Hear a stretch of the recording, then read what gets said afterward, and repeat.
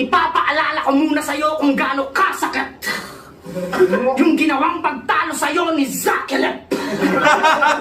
Iba ganito yon, ang kulit. Sasabunin ko tong pusi na to, laktasin. Tutunawin ko to si Totoy Brown, chocolate. Hanggang magsabi na lang kayo ng condolence.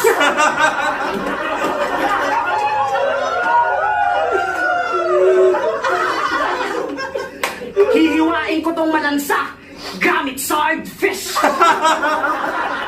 Manlolok. Swordfish. Kahit di mo pa alam yung rhyme, nakakatawa na yung yung delivery niya eh. Kahit di mo pa alam kung saan niya i-prepare yung word na yun eh. Hihiwain ko tong malansa gamit swordfish. Manloloko ng asawa, Paulo Conte.